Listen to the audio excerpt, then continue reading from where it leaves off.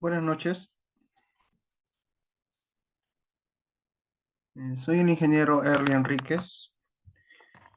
Vamos a tocar este tema de cúpulas en tanques apoyados circulares, que es un tema introductorio al curso de especialización Análisis y Diseño Sísmico de tanques apoyados de agua potable y riego. Este tipo de tipologías de techos, básicamente en tanques apoyados, se da cuando tenemos luces bien grandes, ¿no? Luces que ya no nos permiten hacer un techo rectangular o un techo cónico, sino ya tenemos que acudir a cúpulas, ¿no? Y lo más típico serían las cúpulas esféricas, porque también hay otro tipo de cúpulas en función a diversas curvas. Realmente una cúpula es simplemente,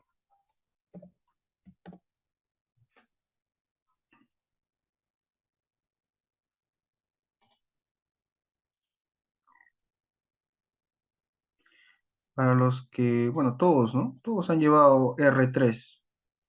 Bueno, análisis eh, matemático 3, matemática 3, ¿no? Donde una cúpula simplemente es una curva, ¿no? O una porción de curva. Esta curva puede tener cualquier forma realmente, pero la más común es la circular, ¿no? Entonces yo genero una curva,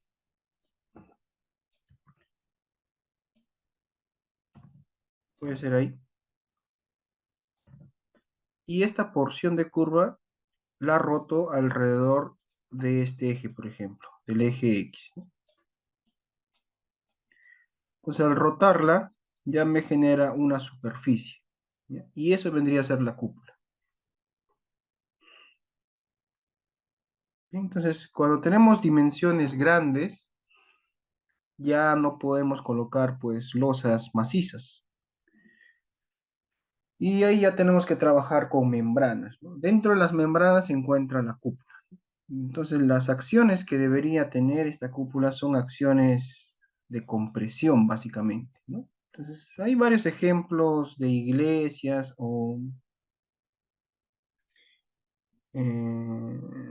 la Capilla Sixtina, ¿no? De Miguel Ángel, de casi 50 metros de diámetro. Entonces, eso vamos a ver el día de hoy. Bien, entonces, como pueden ver, acá tenemos un tanque apoyado circular de agua potable, circular, y su techo, digamos, es una cúpula. Bueno, también se hizo famoso la cúpula del Real Plaza, ¿no? Eso ya es otro tema, si es cúpula o no es cúpula, si se comportó como cúpula o no. Eso ya es otro tema, ¿no? Entonces, la cúpula se obtienen haciendo girar una curva plana, como esta, cualquiera, llamada generatriz, alrededor de un eje contenido en su plano. Estas estructuras son eficientes y por lo tanto económicas, si se cumplen condiciones que garantizan el funcionamiento de membrana, ¿no? Entonces, tiene que funcionar como membrana, ¿no? O sea, no puede haber flexión, a eso se refiere, ¿no? No puede haber corte, todo es prácticamente eh, cargas axiales, ¿no? Y este espesor tiene que tener la suficiente capacidad como para no pandear, ¿no? Porque si tenemos una lámina tan delgada, si este espesor es muy delgado, ¿qué creen que pueda ocurrir? ¿No? No sé si han escuchado ustedes de los arcotechos. Los arcotechos también podrían ser una especie de membrana, ¿no? El problema es que es demasiado delgado, ¿no? Los arcotechos son con láminas de acero estriadas, ¿no? Para que puedan caminar encima. Entonces, el problema de esos arcotechos es que puede pandear, y el pandeo no es simétrico, ¿no? Un pandeo simétrico sería algo así, que, que se pandeara esta parte. Pero en los arcotechos lo que generalmente se produce son pandeos asimétricos. O sea, se va a pandear esto debido a la compresión que existe. Entonces nuestras cúpulas tienen que resistir ese pandeo, ¿no? Entonces el espesor debe ser reducido, es decir, que sea lo más parecido a una membrana, para que no aparezcan otros esfuerzos ni perturbaciones, ¿no? Como flexión en caso de losas, que no sean los esfuerzos normales de compresión o de tracción. Entonces la superficie debe ser continua, continua, ¿ya? Sin cambios bruscos de curvatura, o sea, tiene que ser prácticamente simétrico, sin aberturas excesivas, no puede haber tantas aberturas. Podría ser una cúpula aligerada, ¿no? Que tenga bastantes alvéolos. Las cargas deben ser distribuidas uniformemente, ¿ya? Entonces, eso también, ¿no? Las cargas tienen que ser distribuidas lo más uniformemente posibles. En coberturas metálicas como que eso no se puede, ¿no? No se puede asegurar tanto así, ya que las cargas son puntuales. En estructuras metálicas tenemos cargas puntuales, ¿no? Entonces, esta es la ventaja de que sea de concreto armado, ¿no? Se debe evitar cargas con central. O sea, si bien es cierto, sí hay respuesta y tiene un comportamiento ante cargas puntuales, hay que evitar ese tipo de cargas. Y los apoyos deben respetar el funcionamiento membranal, ubicándose en los bordes de la lámina, ya sea siguiendo la dirección de la tangente de los meridianos.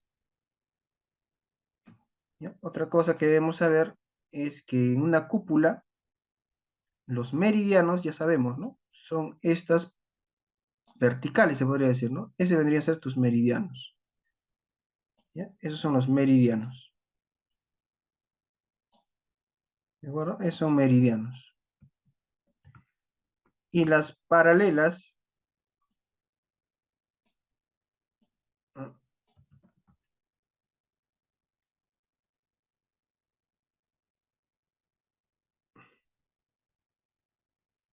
¿Ya?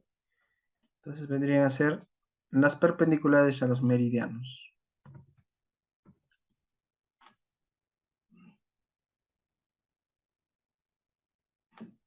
Entonces, los apoyos deben respetar el funcionamiento membranal ubicándose en los bordes de la lámina, o sea, acá, ¿no?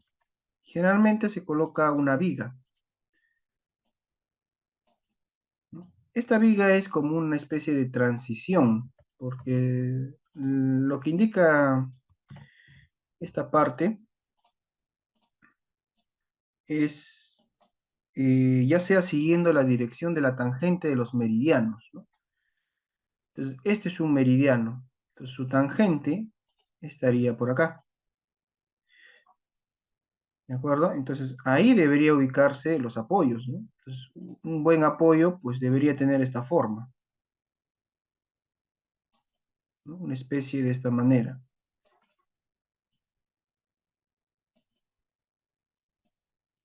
ahí, ¿no? Entonces, eso es en la dirección de la tangente de los meridianos, en cuyo caso la fundación es directa, o sea, se van directamente, transfieren la carga, esta carga de acá, la carga tangente, directamente a la cimentación. O bien mediante columnas, ¿no? Entonces, en el caso de columnas ya cambia la dirección.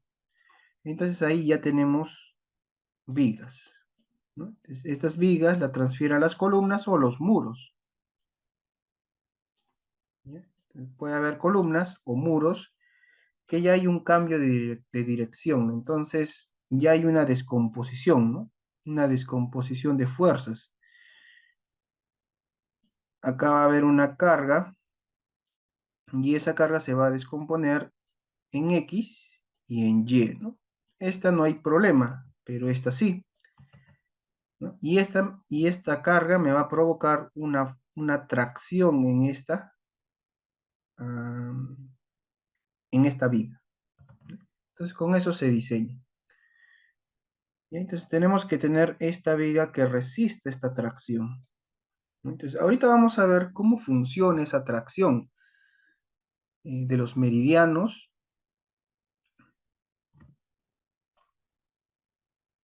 ¿Ya? Hasta ahorita sabemos qué cosas son los meridianos, ¿cierto? Son los verticales. Pero después tenemos unos anillos anulares, ¿no? Los anulares que vendrían a ser las paralelas.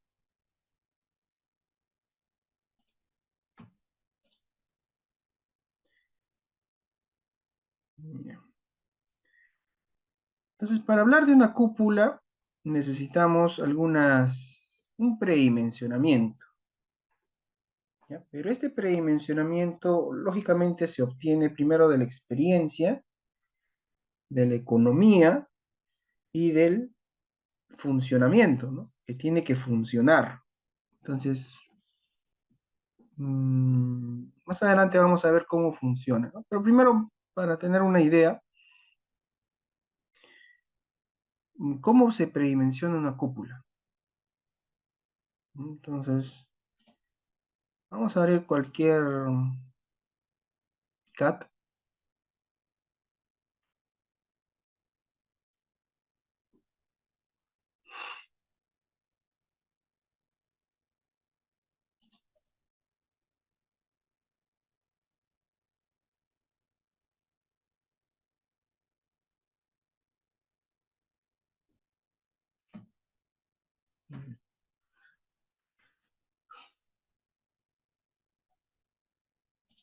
Entonces, ya sabemos que es un reservorio, ¿cierto? Para un reservorio, un techo de reservorio. Entonces, un techo de reservorio o un reservorio, estamos hablando de un volumen grande, más o menos 3.000 metros cúbicos de agua. Entonces, si yo quisiera tener el reservorio en sí, ¿cuánto sería mi radio? ¿No? ¿Cuánto sería mi radio? ¿Y cuánto sería esta altura?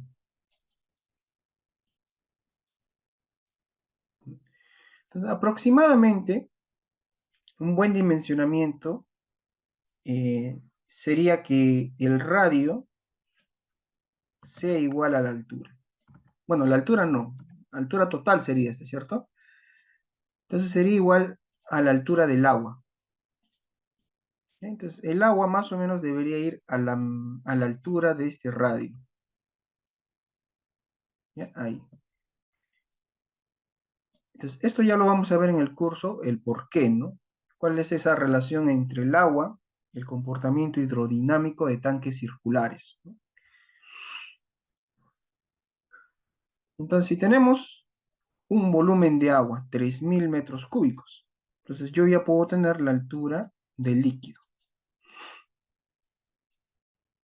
Entonces sería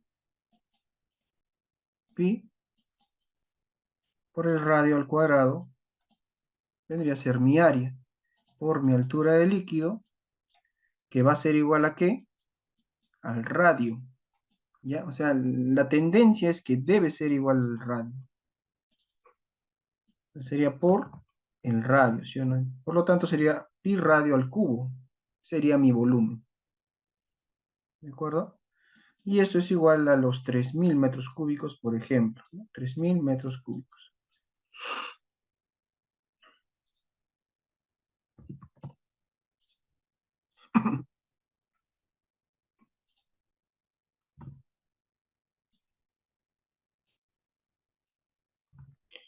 Entonces, ¿cuánto vale R? R va a ser igual a 3.000 entre pi a la un tercio, ¿cierto? Entonces, mi R más o menos va a medir 9.84. 9.84 podemos redondearlo a 10. ¿Ya? R va a ser igual a 10 metros. Entonces,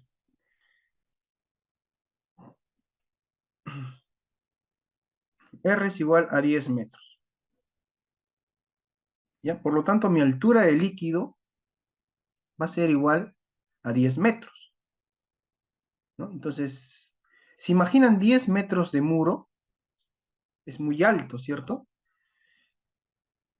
Es muy alto. Entonces, es demasiado alto ese muro, ¿no? No puede haber 10 metros de muro de agua, ¿no? 10 metros de agua, no, muy alto. Entonces, vamos a cambiar un poco. Entonces, ya no puede ser, pues, la altura del líquido, ¿no?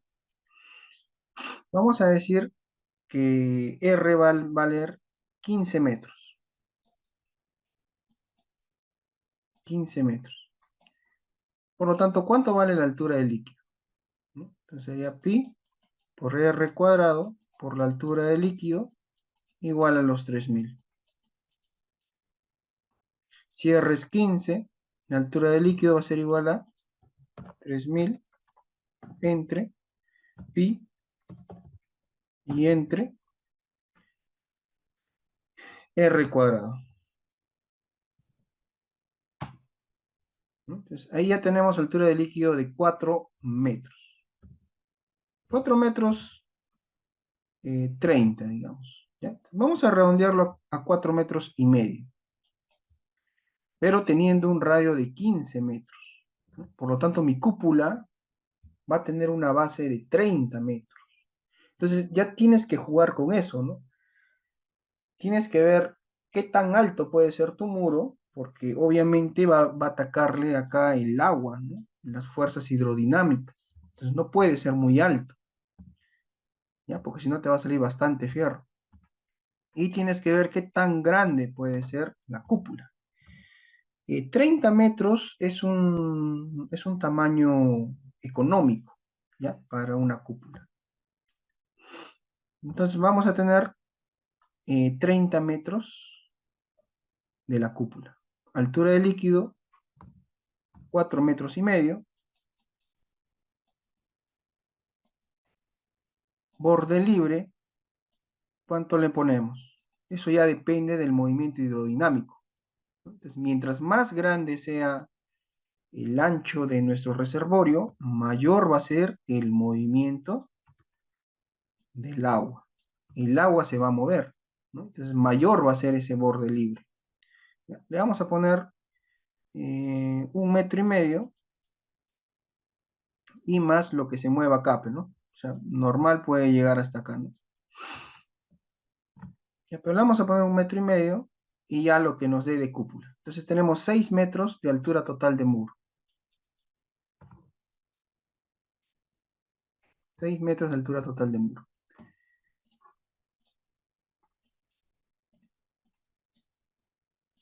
¿Ya? Entonces acá vamos a tener una cúpula de un, un... No sabemos realmente, ¿no? Entonces tenemos 30 metros y 6 metros.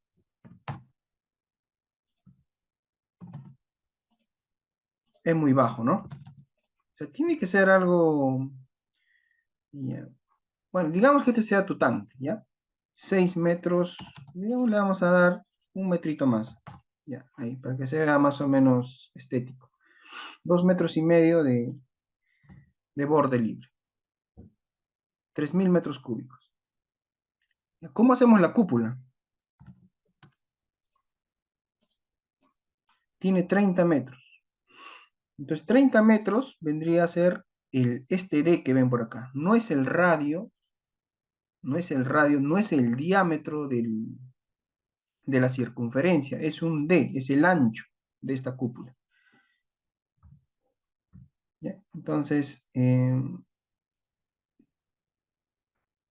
la flecha entre este D, nuestro D, ¿cuánto va a valer? 30 metros, ¿cierto? 30 metros. Entonces, la flecha entre los 30, la flecha entre el D, puede ser un octavo, un séptimo o un sexto, ¿no? Entonces,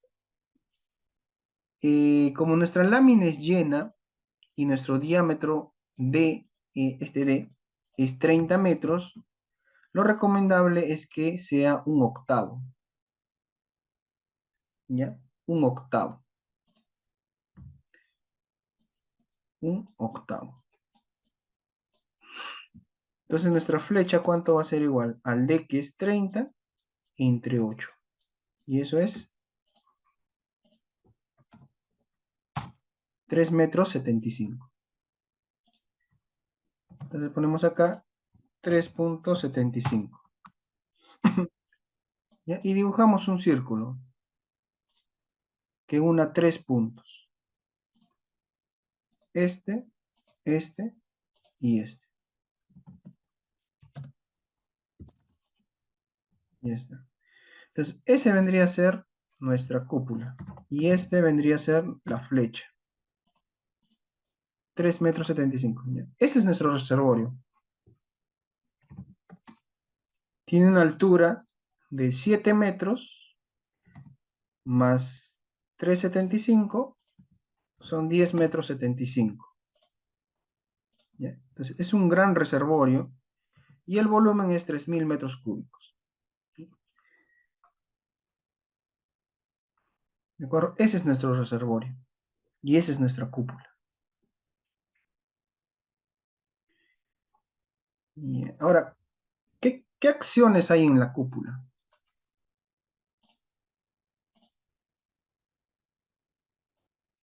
¿Ya? Entonces, vamos a ver ahora el análisis de cúpulas esféricas, ¿no? Entonces, esto ya es para ver qué acciones existen en la cúpula.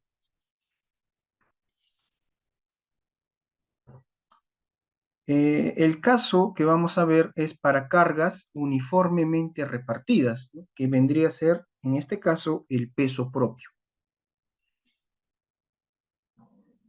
Entonces, la cúpula tiene un peso propio. Si quieres, le puedes añadir la carga de una sobrecarga, ¿no?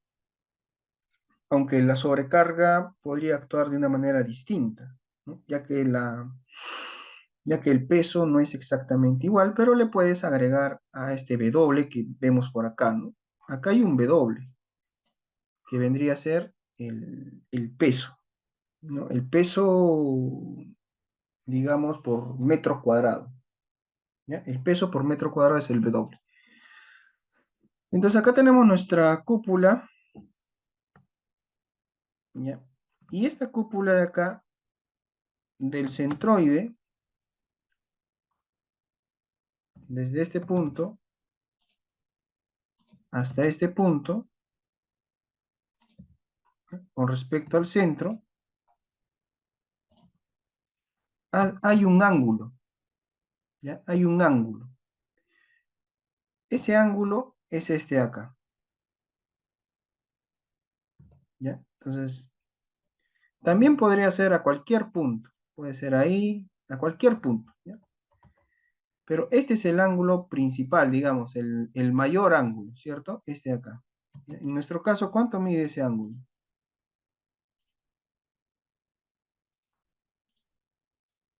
28 grados. 28 grados, ¿no? Entonces, en el predimensionamiento más o menos estamos por acá, ¿no? De 20 a 30 grados debe ser este ángulo phi, ¿no? El ángulo phi, de 20 a 30 grados. Pero ese sería el ángulo final, ¿no? Entonces, nosotros para analizar la cúpula podemos tener un elemento infinitesimal, bien chiquito, ¿ya? Podemos agarrar, digamos, este tramito,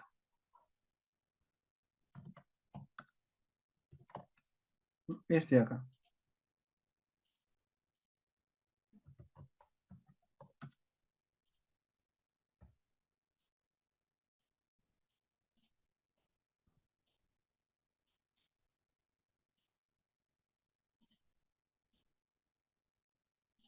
Ahí. Entonces, vamos a tomar este pedacito, ¿ya? Ese pedacito es un elemento de nuestra cúpula, ¿cierto? Entonces, vamos a tener un phi, que es un ángulo, que vendría a ser este ángulo de acá, ahí está. El vértice de nuestra cúpula, este de acá, el vértice, la parte de arriba, sería nuestro P. ¿ya? El punto P. Y de este elemento que vamos a analizar, que vendría a ser el arco BD, hay un ángulo phi, pero este ángulo, recuerden, es vertical, ¿ya? Es vertical, un ángulo phi, ¿ya? Entonces, el ángulo que forma ahora entre el 0, el B y el D, B0D, va a ser un incremento, ¿no? Si este elemento es bien pequeñito, es un diferencial, ¿cierto? Entonces, el ángulo que forma este arco también va a ser un diferencial, diferencial de phi, ¿ya? Diferencial de phi. Entonces, vamos a aislarlo, acá lo pueden ver. Ya. Entonces, a este elemento prácticamente lo están comprimiendo aparentemente, ¿ya? Pero siempre verticalmente o meridionalmente, meridianos, porque primero vamos a analizar la fuerza axial en los meridianos, vamos a analizar en los meridianos, siempre va a ser compresión, ¿ya? Siempre va a haber compresión, porque al inicio tenemos una compresión T o una fuerza T, y al final tenemos un T más diferencial de T, ¿ya? Y esto sería un elemento, un diferencial del peso, ¿no? Del peso.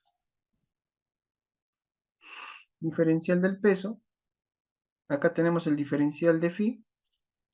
Y este arco, pues va a ser igual al radio por diferencial de phi.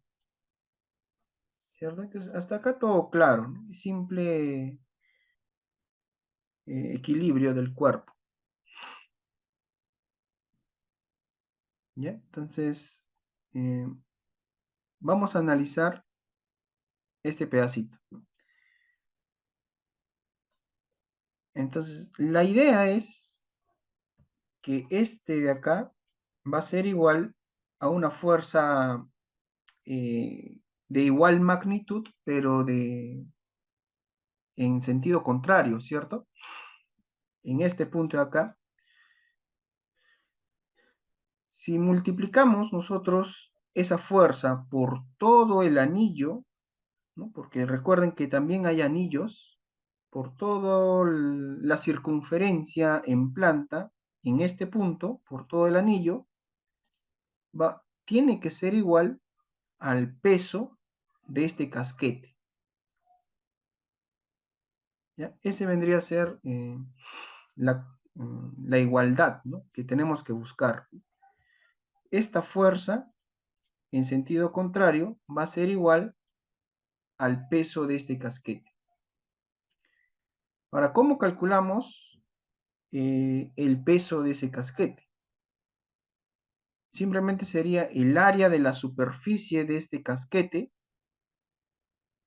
¿no? De esta subcúpula, por su peso específico. Ese vendría a ser el peso, ¿no? La superficie por el peso por metro cuadrado. Por el peso por metro cuadrado. O sea, el W. Si tenemos el área, lo multiplicamos por el W, que es el peso por metro cuadrado, podemos tener el peso total de este casquete. Y eso igualarlo a esta fuerza multiplicado por todo el perímetro de ese círculo, lo igualamos, ¿no? Y podemos obtener este valor de t. Entonces, la ecuación de la circunferencia, considerando el punto P como el origen y el punto O como la abscisa, si este fuera el origen y esta fuera la abscisa, ¿no? Lo vemos, lo rotamos simplemente, y esto sería el eje X y este es el eje Y. ¿Cuál sería la ecuación de esta circunferencia? La ecuación de esa circunferencia sería x menos r, que vendría a ser el centro, x menos r al cuadrado más y cuadrado es igual a r al cuadrado, ¿no? La ecuación de esa circunferencia, geometría analítica. Ahora, ¿cuál sería la función ¿ya? De este pedazo, de este arco. ¿Cuál sería esa función? Si ya tenemos la ecuación de la circunferencia, la función simplemente sería la raíz cuadrada de r cuadrado menos x menos r al cuadrado. Esa vendría a ser la función. Y igual a eso. Y obviamente tomamos el positivo. Esa sería nuestra función. Y si nosotros rotamos alrededor de este eje, este pedazo de arco, si lo rotamos, tenemos el área de ese casquete, ¿cierto? Tenemos el área de ese casquete, ¿no? Entonces, la superficie de revolución que genera al girar esta función desde un cero, de cero, que vendría a ser este puntito, hasta esta distancia que es PQ, ¿no? Entonces el área es 2pi integral de 0 hasta PQ de la función por la raíz cuadrada de 1 más la derivada de la función al cuadrado, ¿no? Eso es análisis matemático 3. Entonces resuelvan esto, reemplacen esta función de acá a acá y les va a salir 2pi r integral de 0 a PQ por diferencial de x. Entonces diferencial de x ya sabemos que es PQ simplemente, ¿no? Entonces sería el área de un casquete no es otra cosa que 2pi r, que es el radio no del casquete, es el radio de la circunferencia total. 2pi r por la distancia PQ. Ese es el área. Y ahora el peso de ese casquete simplemente es multiplicarlo por un W. Y el W está en toneladas por metro cuadrado, kilogramos por metro cuadrado o cualquier unidad de peso por metro cuadrado. Entonces sería 2pi PQ por W. Ahora, ¿cuánto vale PQ? Este es PQ. ¿Cuánto vale eso? Si esto es R, ¿cuánto vale esto de acá? Sería R por coseno de phi, ¿cierto? Y todo esto vale R. Entonces sería R menos R coseno de phi. Entonces factorizamos el R. Con este R sería R cuadrado por 1 menos coseno de phi. ¿Ya? Entonces todo esto es el peso.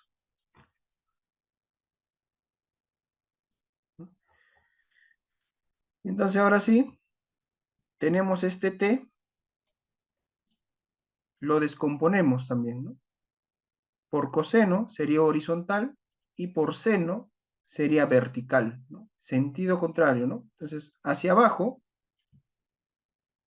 podemos hacer la sumatoria, ¿no? Entonces, el peso total del casquete menos el peso total del casquete menos T por seno de phi.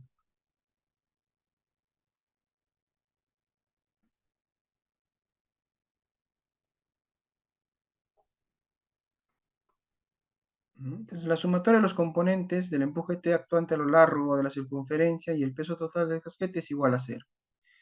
Todo esto es el peso del casquete y este vendría a ser el T seno de phi. Pero ese T seno de phi lo tenemos que multiplicar por todo el perímetro de esa circunferencia que está haciendo. O sea, sería 2pi por qb. 2pi por qb.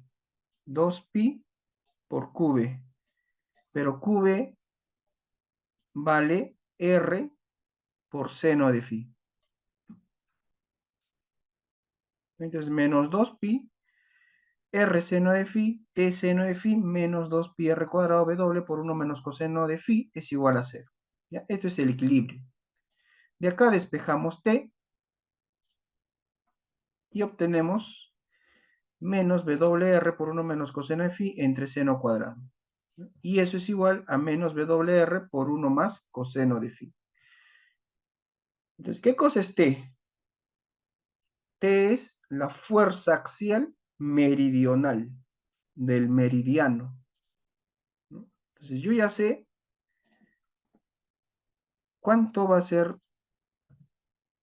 eh, la fuerza axial meridional. O sea, en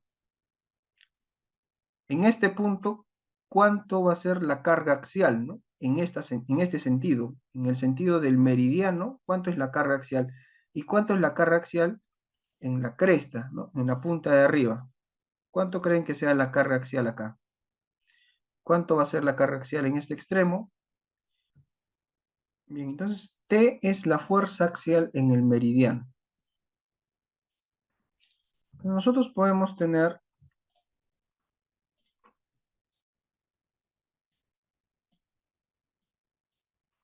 nuestra cúpula,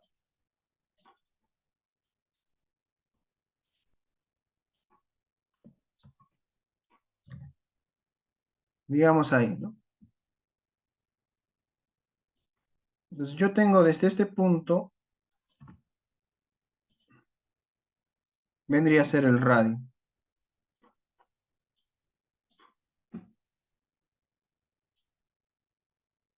Hasta acá o hasta acá, ¿no? Hasta cualquier punto, ese va a ser mi phi. Entonces del centro a cualquier punto va a ser mi phi. ¿Ya? Entonces necesitamos, ¿qué necesitamos? Necesitamos el radio, el W que es una carga por metro cuadrado y el phi. Entonces, ¿cuánto vale el radio? ¿Cuánto vale el radio?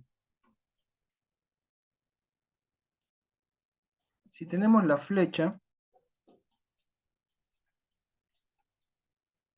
y tenemos, digamos, el diámetro, ¿no? Este vendría a ser el diámetro entre 2 y este vendría a ser el diámetro entre 2. ¿Ya? Pero el radio es más grande.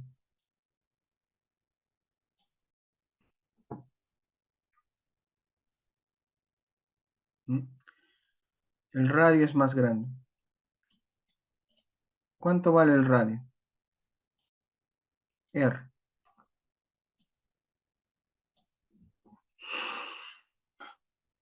Entonces, si nosotros trazamos desde este punto hasta este punto, esto ya es geometría prácticamente, esto vendría a ser R también. Entonces ahí vamos a tener un triángulo.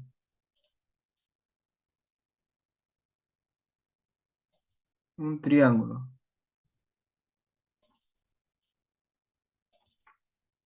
¿no? Donde esto es R, esto es D medios y esto es R menos flecha, ¿cierto? Tenemos ese triángulo. Y obviamente es rectángulo. Entonces podemos hacer que R menos la flecha al cuadrado sea igual al diámetro al cuadrado entre 4 más R cuadrado.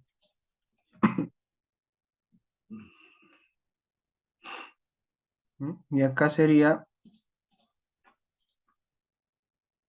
R cuadrado menos 2R por flecha más la flecha al cuadrado es igual a diámetro al cuadrado entre 4 más R cuadrado. Estos R se van y de acá yo voy a despejar R, ¿no?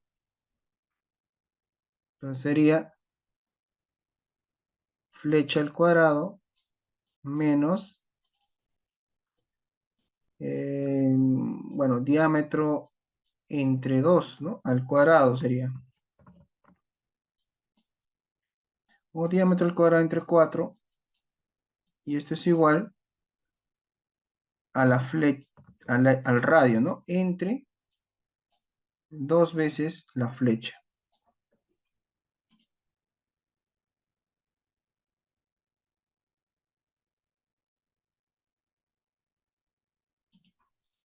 Menos r cuadrado.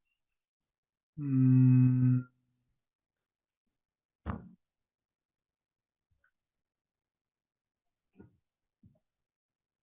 ¿Esta parte está bien? Sí, ¿no? R menos la flecha de medios, acá R. Esto al cuadrado más esto al cuadrado, ese es el cuadrado, ¿no? R cuadrado menos 2RF más F cuadrado.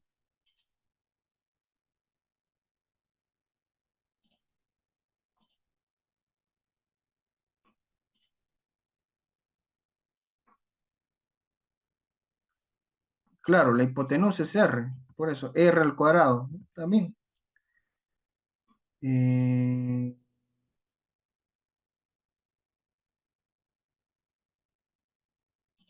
¿Está bien? Esto al cuadrado más esto al cuadrado es igual a... Ay, ay, ay, ay. No, estamos equivocados, ¿no? Estamos mal en religión. Ya. Sería R menos F al cuadrado, ¿no? Más D entre 2 al cuadrado es igual a R cuadrado. Ah, ya. Estábamos mal. Ya. Entonces sería R cuadrado menos 2RF más F cuadrado más D entre 2 al cuadrado. Es igual a R cuadrado. Se van y se van. Y de acá sería F al cuadrado más D entre 2 al cuadrado va a ser igual a R entre 2F, ¿cierto? Ya, eso es R simplemente. Entonces, para determinar R necesitamos el D, que es el diámetro de la base de nuestra cúpula, que son 30 metros. Necesitamos la flecha, que ya la tenemos, que hemos dicho que es igual a esto entre 8. Y con eso determinamos el R, ¿no? Y el R va a ser igual a la flecha al cuadrado más D entre 2 al cuadrado. Todo eso entre 2 por la flecha. 31,89. 31,88. ¿No? También lo pueden obtener del AutoCAD, pero obviamente, ¿no? Entonces, este vendría a ser su R. Y el R vale 31,875. ¿Ya? Ese es el radio. 31,875.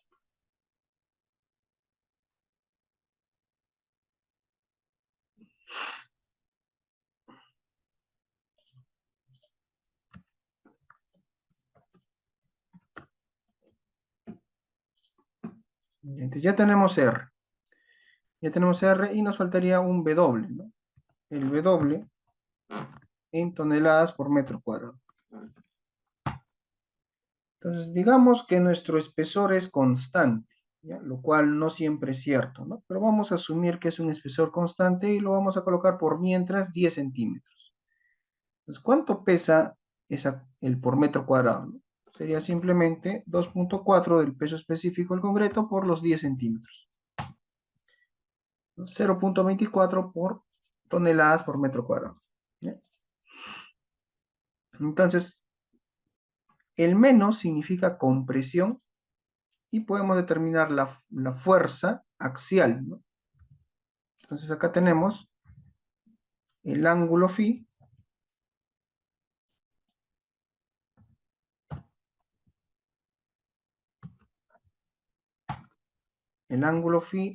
podríamos ponerlo en grados, y tenemos la T, que está en toneladas.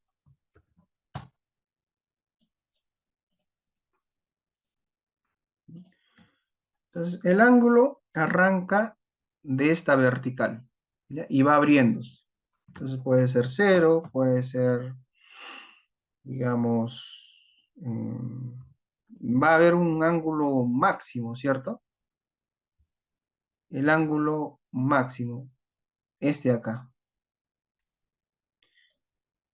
El ángulo máximo phi, ¿no?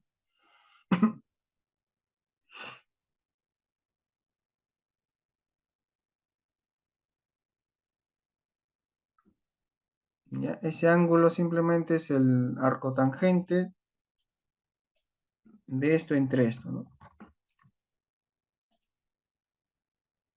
Entonces vamos a colocar el phi máximo.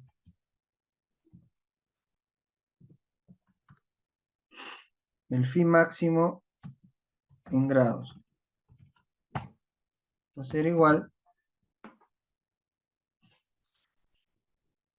al arco tangente de d medios entre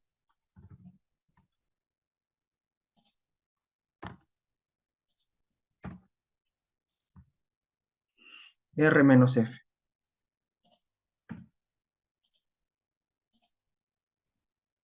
¿Ya? Arco tangente. A ver, ¿está bien? Arco tangente de d medios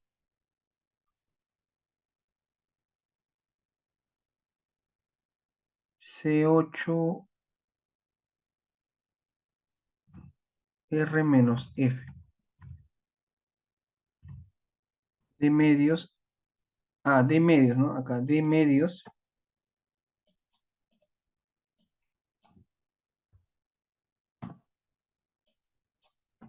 ahí, D medios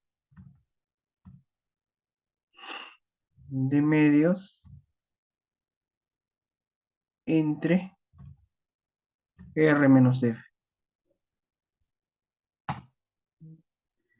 Y eso por pi, no, por 180 entre pi. ¿Ven? Y ahí tenemos el ángulo de máximo de 28,07 grados, que es el que habíamos visto, ¿no? Este ángulo de acá.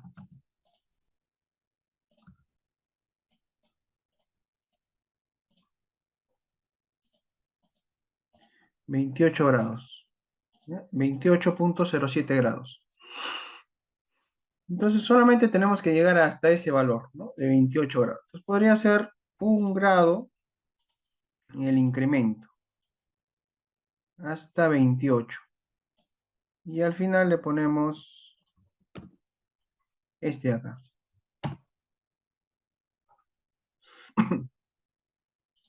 ¿Ya? Entonces ahí tenemos los grados meridionales y el T. Y el T no es otra cosa que va a ser igual a menos W por R entre 1 más coseno de phi. Coseno de phi. Pero esto está en grados, o sea, por pi entre 180.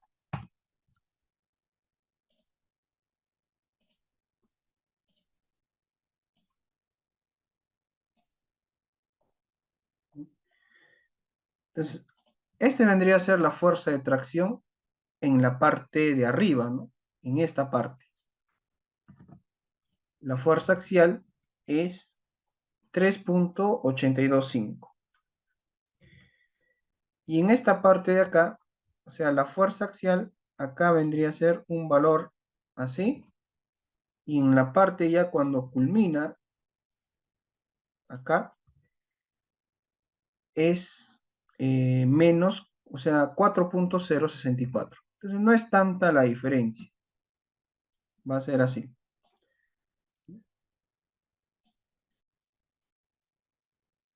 Y todo esto está en compresión, ¿no? Por acá tenemos 3.825 y por acá 4.064.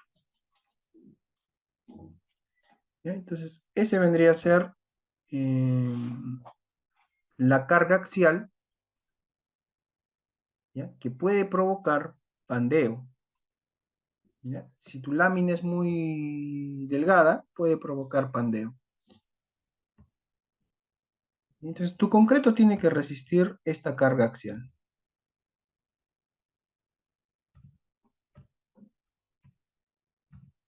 ¿De acuerdo? Entonces, esto se calcula,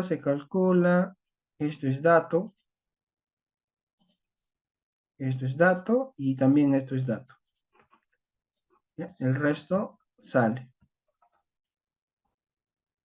Si hacemos una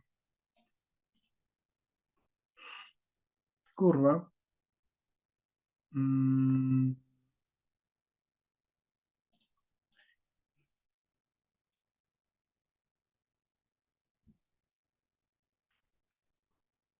tendríamos que,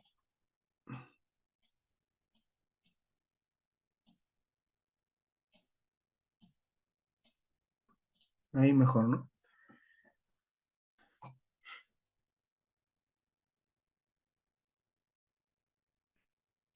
Entonces, este vendría a ser la variación de la carga axial, la variación de la carga axial en cada grado, ¿no? Mm, bueno, más o menos el gráfico debería ser así, ¿no? Pero un poco complicado. Este está en la recta, ¿no? Debería estar en la curva. ¿Ya? Este vendría a ser meridional.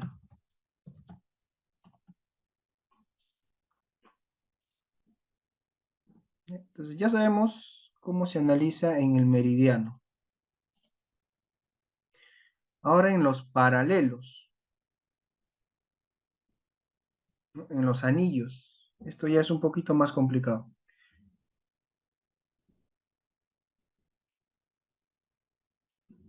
¿Ya? Entonces, si nosotros tenemos la mitad, digamos, de este anillo, se supone que va a ser total, ¿no? Un anillo completo en planta de nuestra cúpula. Y en cualquier parte, ¿no? En cualquier parte de nuestra cúpula, ¿no? Pero este análisis lo vamos a hacer en este puntito, ¿ya? En este punto B. En el punto B, en este punto B, si nosotros hacemos un corte, acá, si hacemos un corte, vamos a ver un círculo, ¿cierto? Vamos a ver una circunferencia en ese plano. ¿Ya? Primero vamos a hacer eso. Y tenemos este medio círculo, ¿cierto? Medio círculo. Entonces, en este diferencial,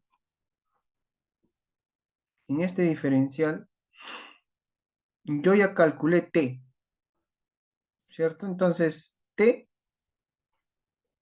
es la carga axial. Ahora, T por coseno de phi vendría a ser una fuerza horizontal, ¿cierto? T por coseno de phi sería una fuerza horizontal, ¿no? Ese T por coseno de phi es este de acá. T por coseno de phi, y como es un diferencial, ahora en planta también voy a tener un diferencial de la curva, ¿no? Así como tengo en elevación un diferencial, que es este es el diferencial, ¿no? En planta también voy a tener otro diferencial, ¿cierto? Entonces, si yo multiplico T coseno de phi por ese diferencial voy a tener la fuerza total en ese diferencial. ¿Ya? Sería T coseno de phi por diferencial de S.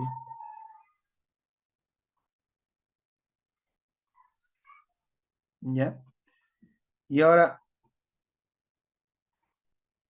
esta fuerza es en este diferencial. Esta fuerza es en este diferencial. Si nosotros integramos todo, vamos a tener,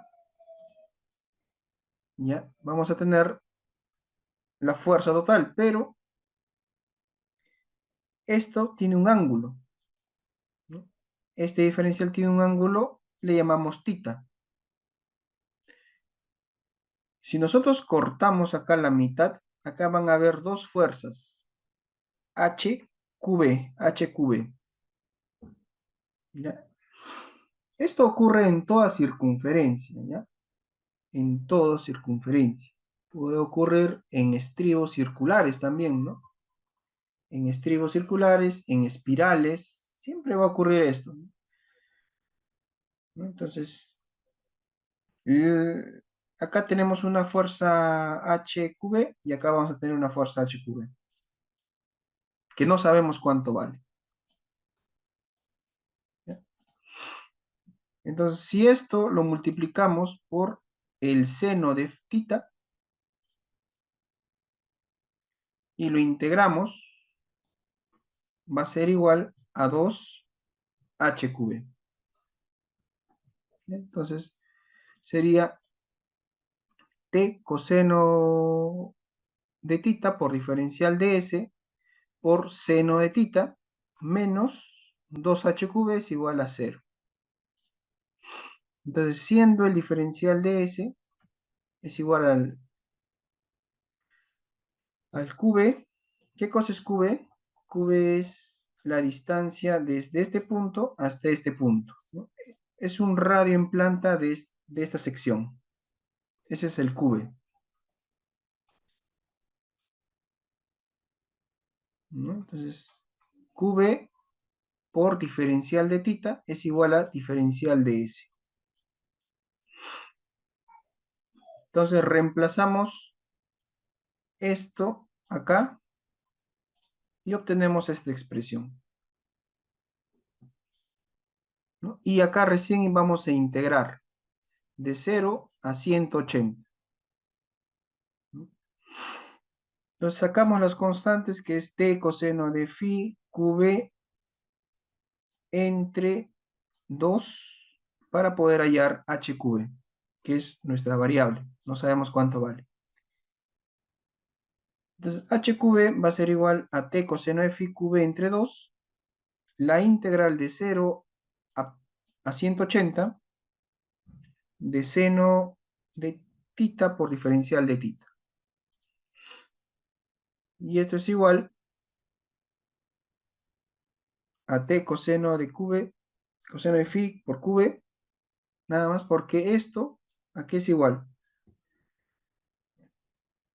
La integral sería seno de 180 menos seno de 0, ¿no?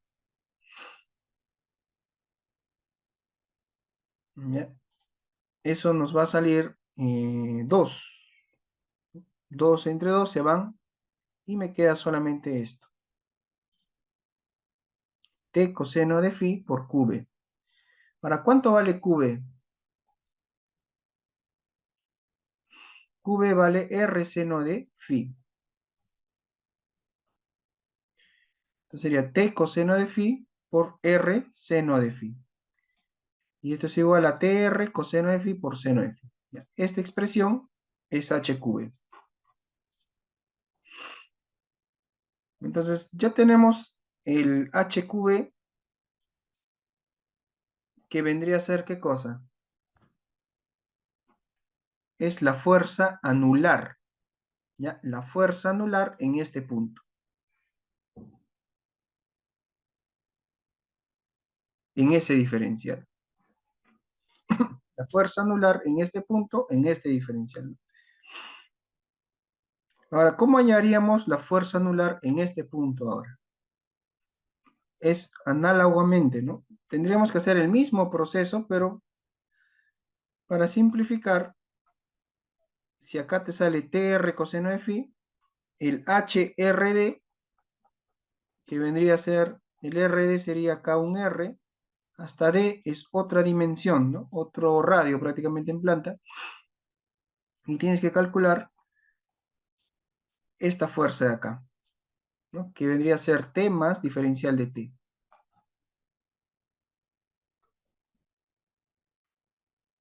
Entonces el HRD sería, en vez de T, colocamos T más diferencial de T, el R que es el mismo, y colocamos coseno de phi más diferencial de phi por seno de phi más diferencial de phi, ¿no? Es análogo.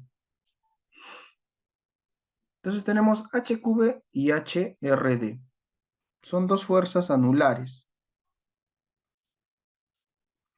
Entonces la diferencia entre estas fuerzas causará la fuerza axial en los paralelos, ¿no? Es la diferencia, ¿no? Porque si tenemos una carga, una fuerza acá, esta fuerza como que te está disminuyendo o te puede aumentar, ¿no? No se sabe. Este puede ser mayor que esto y sería compresión, ¿no? Sería menor, es una diferencia. Entonces, el general o la carga anular, la verdadera carga anular es la diferencia de estas dos. La fuerza anular, ¿no? O sea, ¿cuál es la fuerza en este anillo, ¿no? Acá tenemos un anillo. Entonces, ¿cuál es esa fuerza anular? Es la diferencia de esta y esta, ¿no? De ambas fuerzas anulares.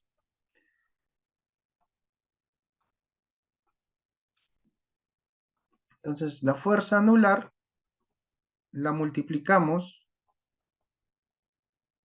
por R diferencial de phi y obtenemos la verdadera fuerza, ¿no? Porque esto sería con diferencial. Multiplicamos por todo esto, por todo este arco y obtenemos la fuerza total, ¿no? La fuerza total anular. Entonces sería, este vendría a ser H, es la fuerza anular, por R diferencial de phi es igual a la diferencia de estos dos. Y esto es igual a esto menos esto, ¿cierto? Entonces, si nosotros hacemos que este diferencial de tita sea lo más chiquito posible, o sea, casi cero, para que exista diferencial, ¿no? No puede ser cero, pero tiene que tender al cero. O sea, si tiende al cero, podríamos reemplazar, ¿no? Y esto considerar cero.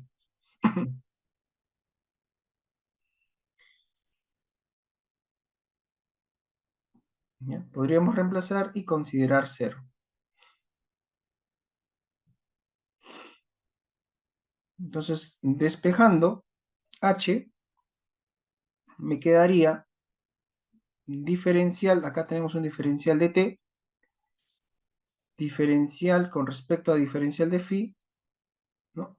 Este baja, y acá sería diferencial de t por r por coseno de phi por seno de phi.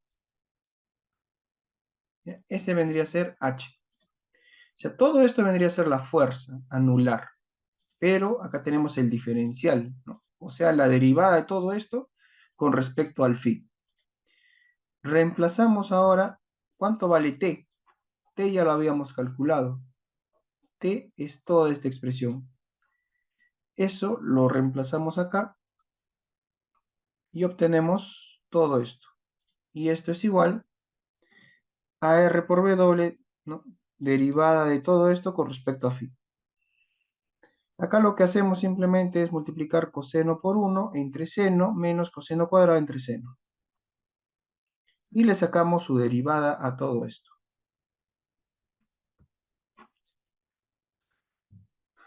Entonces sería menos RW por la derivada de todo esto, ¿no? Entonces ya es matemática también, ¿no? Derivada, matemática 1, análisis matemático 1.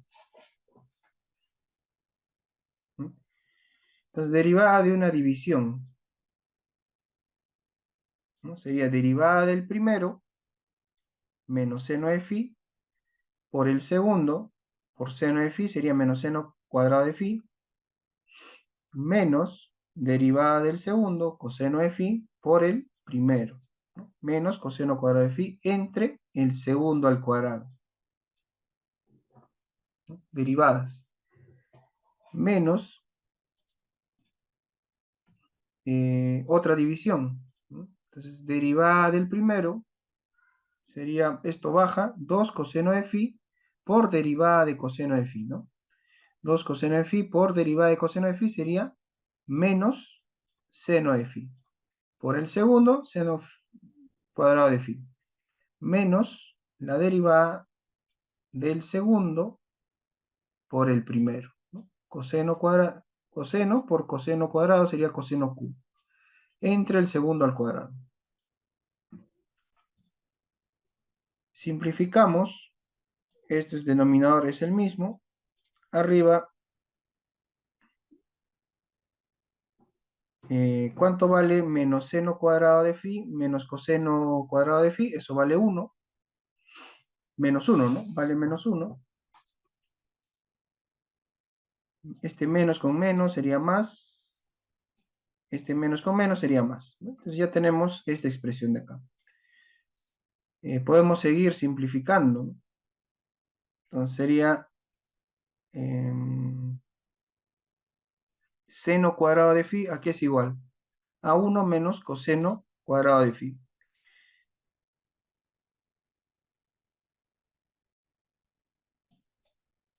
Entonces sería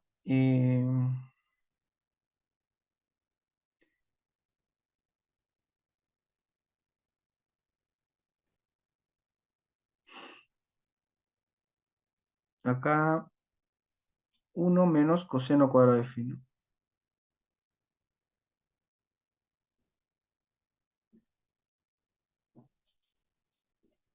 ¿Cómo pasamos de acá a acá? Multiplicamos, ¿no? Menos 1 más 2 coseno de phi más 2 coseno de phi cubo más coseno cubo de phi. Entonces, como acá es menos, sería menos 2 coseno cubo, ¿cierto? Menos 2 más 1, menos 1. Nada más. Sería, y nos quedaría toda esta expresión.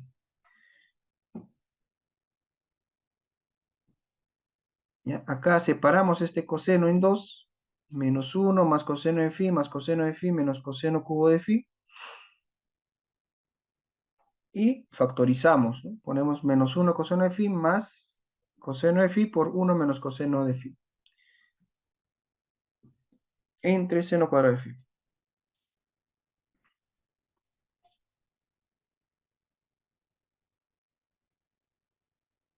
¿Ya? Sacamos este menos, 1 menos coseno de phi, más coseno de... Ahora, ¿cuánto vale 1 menos coseno cuadrado de phi? Es igual a decir 1 al cuadrado menos coseno cuadrado de phi, ¿cierto? Sería 1 más coseno de phi por 1 menos coseno de phi.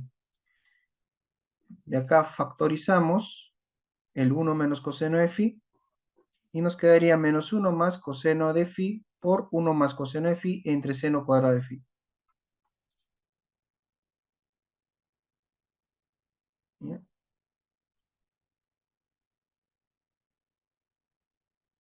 Ahora, acá sería menos 1, acá sería coseno de phi más coseno cuadrado de phi, ¿no? Entonces sería coseno cuadrado de phi más coseno de phi menos 1. Por esto, entre, y seno cuadrado de phi, aquí es igual a 1 menos coseno cuadrado de phi.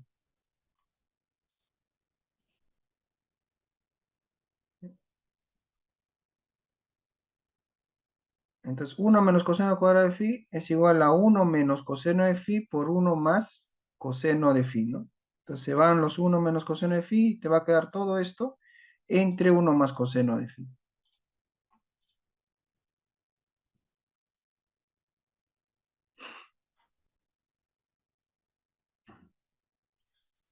Si agrupamos estos dos, factorizamos el coseno, me va a quedar 1 más coseno de phi, ¿no? Entre esto sería coseno de phi menos 1 entre 1 más coseno de phi. ¿No? O sea, todo este procedimiento hemos obtenido al final el H, que es la fuerza axial en el paralelo. Así como teníamos el T, que es la fuerza axial en el meridiano, ahora H es la fuerza axial en el paralelo. ¿Ya? Entonces hacemos exactamente lo mismo. Si este es el meridional, vamos a hacer en el paralelo.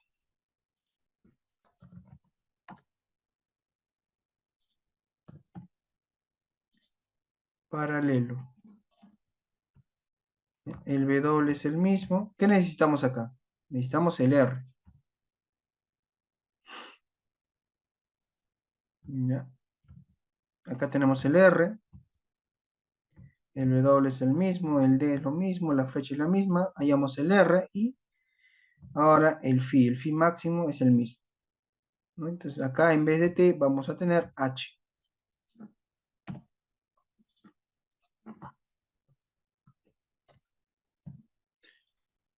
Entonces para 0 grados, ya, entonces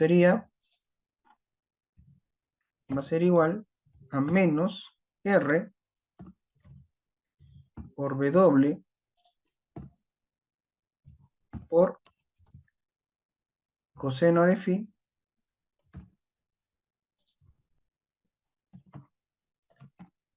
coseno de phi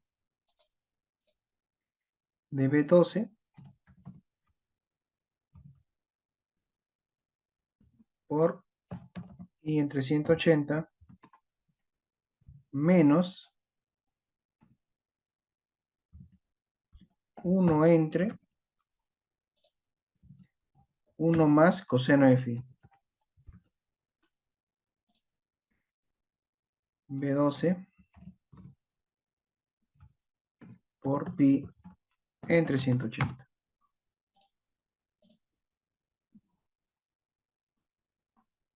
Nada más.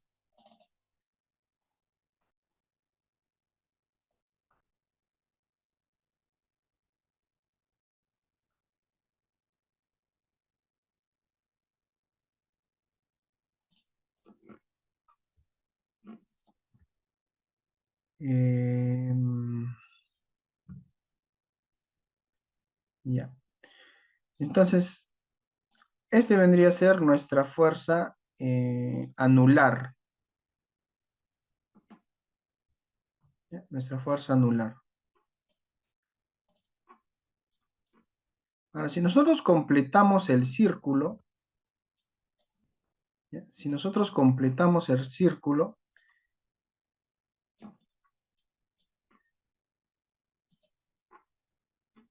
la fuerza anular arrancaría por acá, ¿no? ¿Y qué ocurre?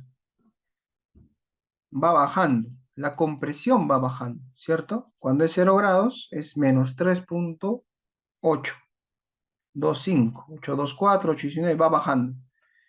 A medida que, ¿no?, va bajando, más o menos por acá, ¿no? Y este ya es más pequeño. Pero si nosotros completáramos hasta llegar a los 90 grados, ¿qué ocurre?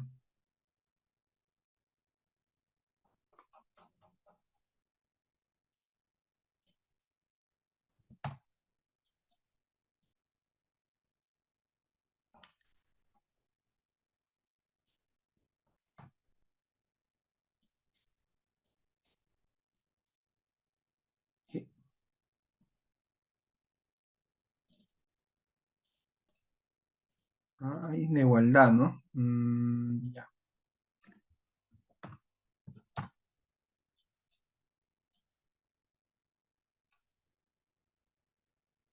Completamos hasta llegar a los 90 grados.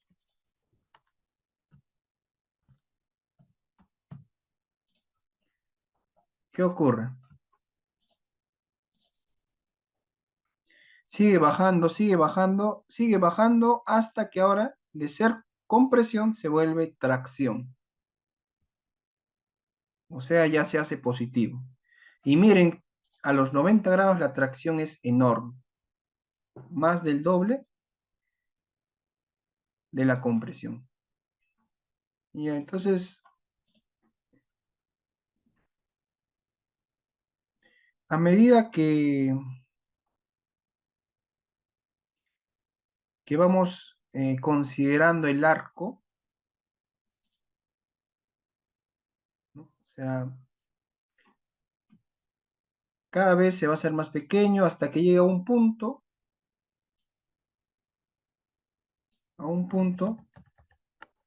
más o menos ocurre eso, ¿no? O sea, primero ocurre la máxima compresión, ¿no? Que es menos 3,825.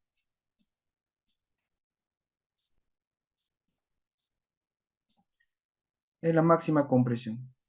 Y luego va bajando, ¿no? Hasta un cierto punto. Entonces, ese punto, ¿dónde se ubica? Se ubica más o menos a los 52 grados, 51 grados, ¿no? Más o menos a los 51 grados. Si acá es 45, por acá, ahí. Entonces va bajando, va bajando, va bajando, va bajando, hasta que ocurre esto. Entonces la compresión es todo esto está en compresión. Luego llega acá y hace el cambio. Entonces ya no va a estar en compresión, va a estar en tracción. ¿Hasta dónde? Hasta los 90 grados, hasta acá. Entonces todo esto ya está en tracción. Pero es mucha la tracción, muy grande, ¿no? Más o menos por acá, así. Entonces todo esto ya estaría en tracción.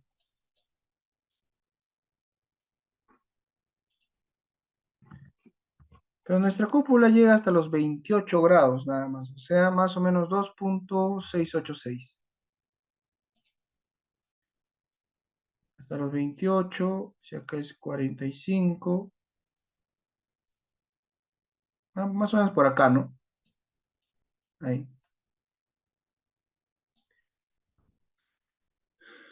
Entonces ahí tenemos menos 2,686.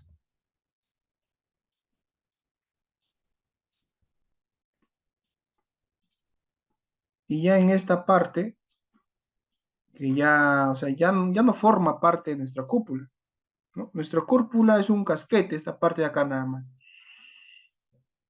Esa es nuestra cúpula. Pero si hubiéramos considerado una cúpula a 90 grados, o sea, todo la mitad de un círculo, si consideras la mitad de un círculo, entonces las fuerzas anulares prácticamente ya no son de compresión, serían de tracción. Entonces ya requerirías acero, ¿no? El acero que pueda soportar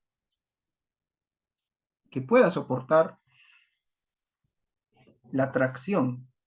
¿Ya? Y esa tracción es mucho más que esa compresión, ¿no? Acá indica 7,65. 7,65. Entonces, acá prácticamente se concluye que una cúpula tiene mínimo y tiene máximo. ¿Cuál creen que sea cuál creen que sea la cúpula perfecta, ¿no? La cúpula perfecta debería ser hasta este punto, ¿cierto? O sea, todo lo que está por encima siempre va a estar en compresión. Todo lo que esté por abajo va a estar en tracción y eso no es conveniente para una cúpula, ya que una cúpula podría ser no solo de concreto armado, podría ser de albañilería, ¿cierto? Podría ser de piedra, podría ser de ladrillo. Entonces, para que una cúpula funcione, tiene que estar en este rango, ¿no? O sea, tiene un ángulo máximo. Este ángulo es un ángulo máximo. Más abierto, o sea, una cúpula que tenga un ángulo mayor no es conveniente. Pero nosotros, por ejemplo, hemos predimensionado y estamos por acá, ¿cierto? Por acá más o menos estamos. Esa es nuestra cúpula. O sea, todo va a estar en compresión. Tanto los meridionales como los anulares o paralelos. ¿Y este ángulo cuánto es? En ese ángulo, el paralelo tiene una fuerza nula, ¿no? Entonces, H va a ser igual a cero, reemplazamos la fórmula, el coseno, hallamos el coseno y calculamos el ángulo, ¿no? Que es 51,83 grados. 51,83 grados. Se puede redondear a 52 grados, pero ese es el ángulo donde todo lo de arriba es compresión y lo de abajo es tracción. ¿De acuerdo? Entonces, más o menos viéndolo de esta forma, esto es lo que ocurre, ¿no? Acá tenemos los paralelos, estos son los anillos, acá hay compresión y abajo ya va a haber tracción. Eso no es conveniente en cúpulas.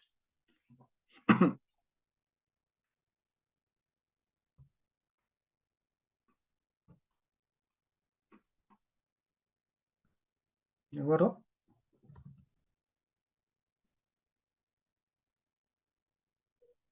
Ya, ahora, eh, si se ponen a investigar, ¿ustedes creen que los egipcios ya sabían de estos conceptos?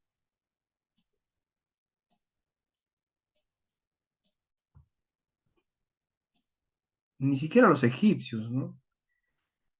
Los seres que construyeron las pirámides de Egipto, que pudo haber sido la cultura egipcia o pudo haber sido una cultura anterior.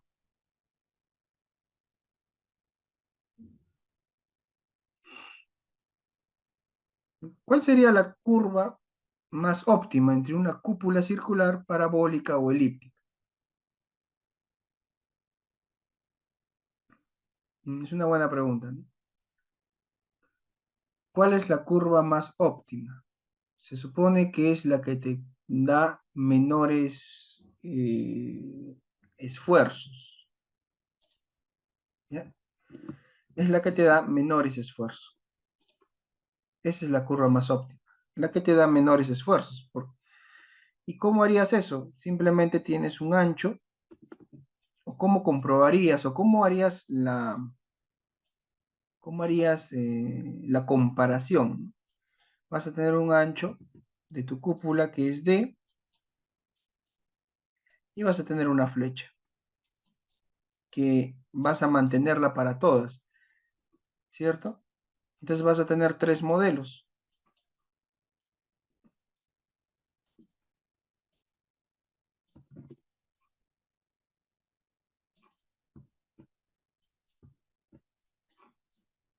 Vas a tener tres modelos.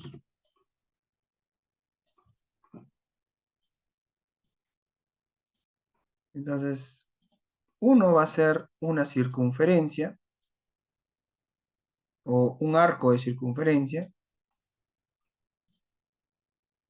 Otro va a ser un arco de parábola. La parábola más o menos es un poquito más empinada en la parte de arriba, ¿ya? Y otro va a ser una elipse, ¿ya? Que sería un poquito más alargada en la parte de arriba, ¿cierto? Algo así. ¿Ya? Entonces tenemos tres. Tenemos circular, tenemos parabólica y elipse. O sea, arco, ¿no? Una cúpula circular, cúpula parabólica o cúpula elipsoidal será, ¿no? Acá es un círculo, acá prácticamente hay como una puntita y acá es más chato, ¿no? En elipse. ¿Cuál es la más óptima?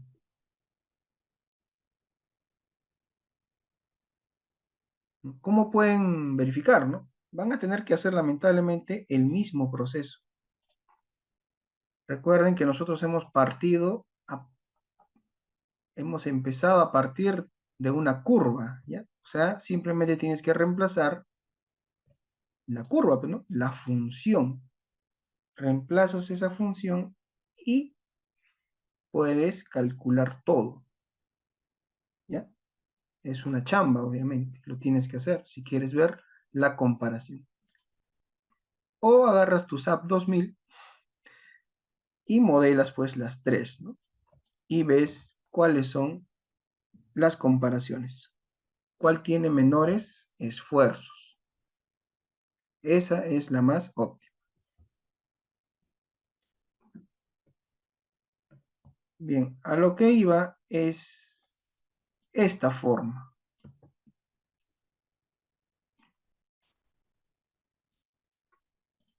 Entonces, las pirámides de Egipto tienen esa forma. Esta forma tienen. Esta forma acá. Solo que al revés, ¿no? Es así y es así, ¿no? Pirámides de Egipto. ¿Cuánto creen que es este ángulo en las pirámides de Egipto?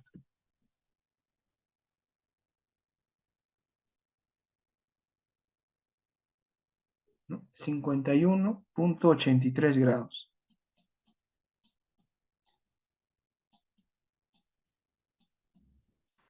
¿Ya? Es lo más óptimo.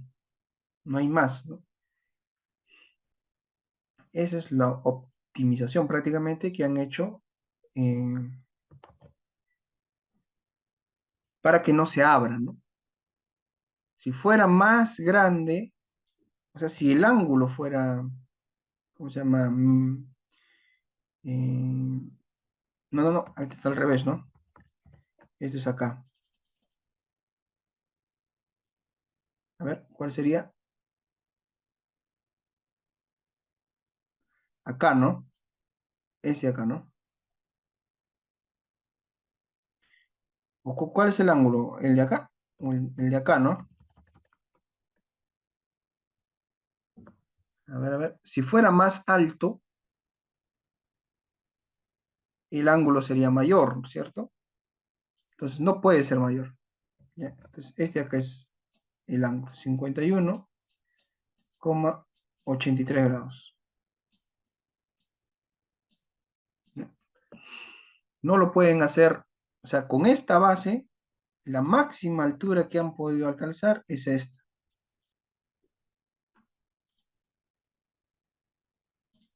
¿Ya?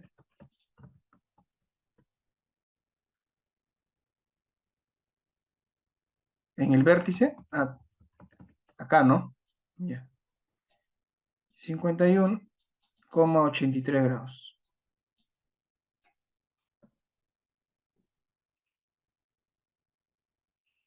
¿Ya? Entonces, traten de encontrar cuál es la relación, ¿no? ¿Por qué lo han hecho así?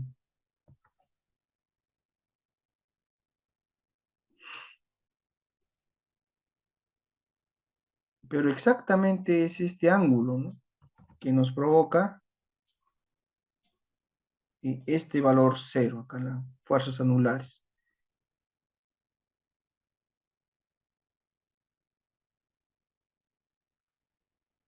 ¿Ya? Ahora, si ese es 51,83, ¿qué ángulo sería el de acá?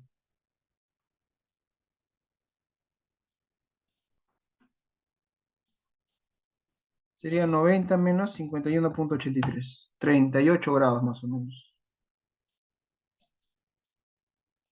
38 grados, ¿no?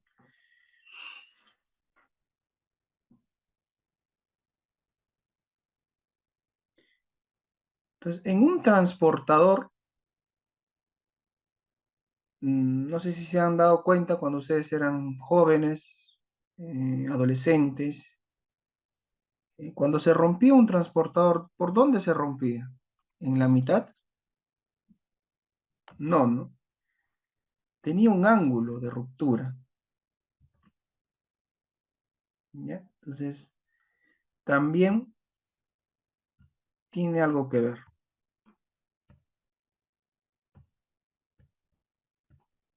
Bien, entonces, de esta manera hemos visto las cúpulas con cargas uniformemente distribuidas. Ahora, ¿cuál sería si es que nosotros colocáramos una carga puntual, por ejemplo? ¿No? O si la carga no fuera distribuida, sino digamos una carga, em, una carga distinta, ¿no?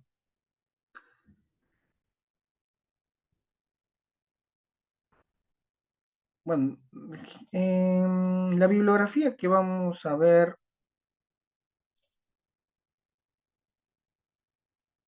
es esta de acá. Pueden ustedes descargarlo, pero de todas maneras a los que lleven el curso se les va a proporcionar esta bibliografía. Diseño de concreto armado,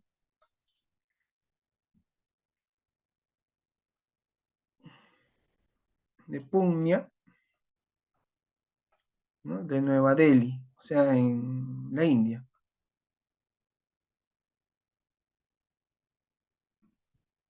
Nueva Delhi.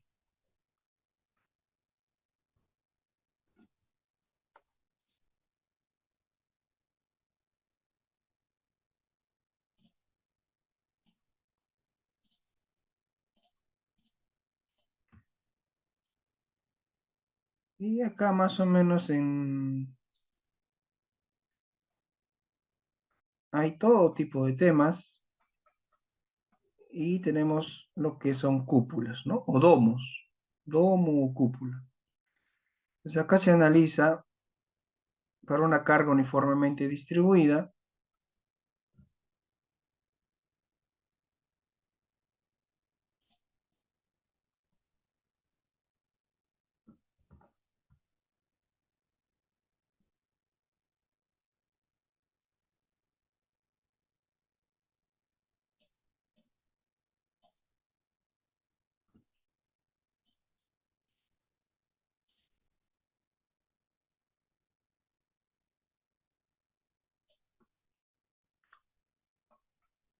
y se analiza para cargas concentradas, ¿no?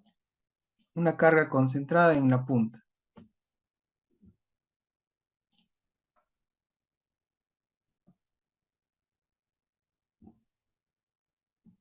Acá podemos ver esta carga concentrada y ustedes pueden ver cuáles las fuerzas internas.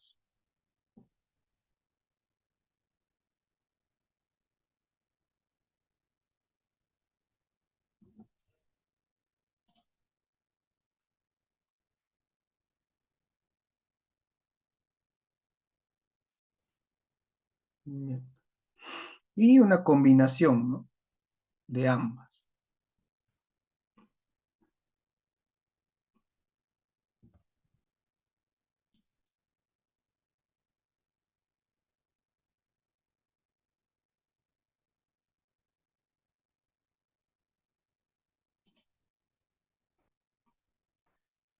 Bien, entonces ha sido todo por el momento.